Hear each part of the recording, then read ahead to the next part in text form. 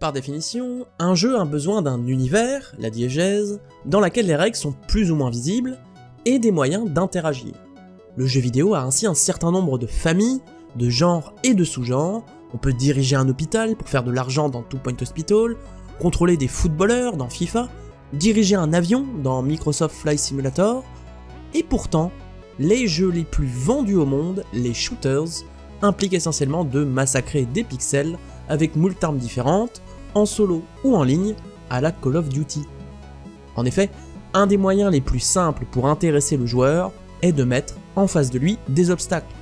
Ces obstacles peuvent être de nature physique, comme un gouffre dans un Mario, mais peuvent aussi et surtout être des adversaires régis par une IA qu'il faut combattre et vaincre. Chaque triomphe amène alors son lot de dopamine. Mais alors, cette violence qu'on retrouve dans beaucoup de jeux vidéo grand public, de God of War et son massacre de créatures mythologiques à GTA et ses crimes divers et variés, est-elle différente de celle présente dans les séries ou films d'action ?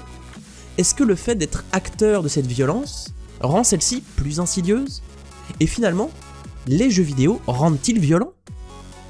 Dans ce nouvel épisode d'En Bref, l'émission qui résume tout, et surtout le jeu vidéo, je vous propose aujourd'hui de faire le point sur une des accusations les plus connues du jeu vidéo, celle de faire l'apologie de la violence et de pousser à l'acte.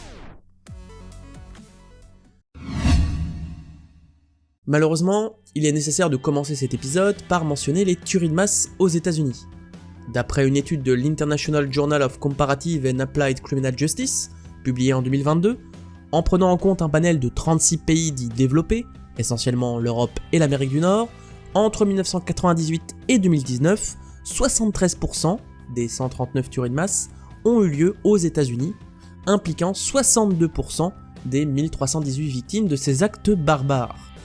Parmi celles-ci, une des plus connues est le massacre de lycée de Columbine par deux jeunes de 17 et 18 ans, atteints de désordres mentaux prononcés, possesseurs d'armes comme cela est possible aux États-Unis, mais aussi joueurs de FPS comme Doom.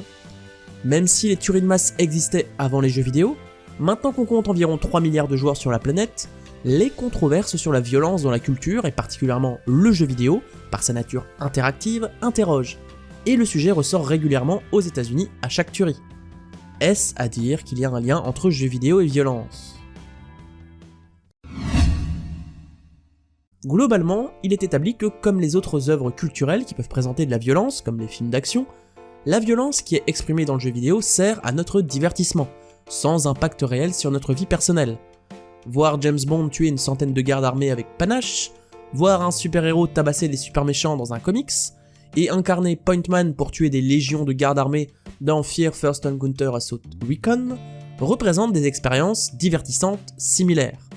Certes, il semble y avoir une certaine fascination de notre cerveau pour la violence, mais cela ne nous rend pas différents. Regarder Breaking Bad ne nous transforme pas en dealer de meth. Le cerveau humain sait faire la différence entre une œuvre qu'il consomme et la réalité. En réalité, justement, ce qu'on reproche essentiellement aux jeux vidéo par rapport aux autres arts, c'est l'interaction du joueur, et de plus en plus l'évolution des graphismes qui rendent la violence toujours plus visible. Pourtant, aucune étude à ce jour n'a réussi à montrer un quelconque lien entre la violence d'un jeu et la violence au quotidien. Et c'est logique, la violence du jeu vidéo, si elle peut être stylisée, n'est pas nécessairement glorifiée, et sert essentiellement comme outil de game design pour inciter le joueur à avancer dans l'aventure et triompher des obstacles, pas à nous transformer en psychopathes. Bien sûr, dire ceci, ce n'est pas dire non plus que les jeux vidéo violents sont sans danger. Si le jeu vidéo violent ne rend pas violent dans la vraie vie, il est évident qu'il peut participer à des troubles du comportement déjà présents chez certains. Jouer toute la journée à des jeux de guerre avec des troubles psychiques forts ne va pas aider. Ensuite, il est évident que l'addiction aux jeux vidéo, appelée trouble du jeu vidéo par l'Organisation mondiale de la santé, l'OMS, est un problème. Si le jeu vidéo devient une addiction, on finit par sortir du réel, et consommer du jeu vidéo violent toute la journée peut rendre agressif face à toutes les sensations que procurent ces titres, mais aussi face au manque. Par ailleurs, les jeux très compétitifs, comme les shooters en ligne, peuvent aussi avoir une communauté très toxique, avec des insultes, du sexisme, mais aussi des comportements qui peuvent virer au harcèlement en ligne. Il y a donc des responsabilités à avoir. Les dangers que je viens d'évoquer sont particulièrement prégnants pour les plus fragiles psychologiquement d'entre nous, notamment les plus jeunes, moins armés pour faire face à l'addiction, à la violence des titres ou à du harcèlement en ligne. C'est donc d'abord la responsabilité des parents de limiter le temps de jeu et l'exposition aux softs les plus violents, mais aussi d'accompagner le jeune dans son expérience vidéoludique.